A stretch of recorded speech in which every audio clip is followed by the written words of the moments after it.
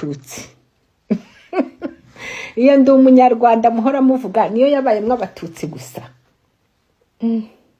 Nta ndi umunyarwanda ihari n'abatutsi ahubwo. Jesus Christ. Abandi ntibavugwa. Kizito buriya yapfuye yanyweye ayahe maraso. Bahati Innocent yapfuye yanyweye ayahe maraso. Rwigara yapfuye yanyweye ayahe maraso. Wambwira yo yari yanyweye. Abahutu bapfiriye ku Gikongoro bari banyweye ayahe maraso. Abapfiriye muri Kongo nzira karengane n'abana bato b'imyaka 5 n'10 bari kumwe n'ababyeyi babo bari banyweye ayahe. Ko wa mama we mwavanye ibyo ngibyo aho ngaho koko. Ko tuvuga ibyo tuzi. Ntabwo abatutsi ari bo ba victime n'abahutu n'aba victime yizo ntambara zanyu z'amoko.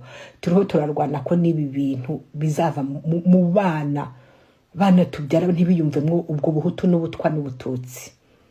Kizito yarabivuze muramwica. Kizito we, Kizito yabaye imfura birenze ubufura. Arengaho ko famille ya Rwigara yamwishyuriye, famille ya Kagame yamwishyuriye ibyo by'amashuri bavuga ati no, aba bantu bagomba kwibukwa ko yaramaze kubimenya neza. Ibi mvuga 2010 nanjye sinashoboraga kubivuga. Ntago nanjye nari bwabisobanukirwe, ariko aho mbisobanukiwe nzajya mvuga. Nta muntu numwe ajya gubisobanukirwa. Ibyabaye abahutu benshi ntago bajya gavuga karengane bazize. So ubu rero igihe kirageze ko mugomba gushyira hamwe. Myaka 30 irashize, mushyire hamwe mubane n'abandi neza. Maraso y'abatutsi ay'abahutu seyo ataribukwa, dukeneye ko yibukwa nayo bakagira uruvugiro. Ingabire Victoire yarabivuze mu muhejeje muri prison. Abantu bose bariho baravuga karengane bahuye. Ntabwo igihugu cyakubakirwa mu maraso ngo bikunde. Mushyire hamwe. Ntabwo igihugu bazacyubakira ku maraso ngo bikunde. Abantu bamwe batavugwa, abandi batavuga abantu babo bapfuye. No.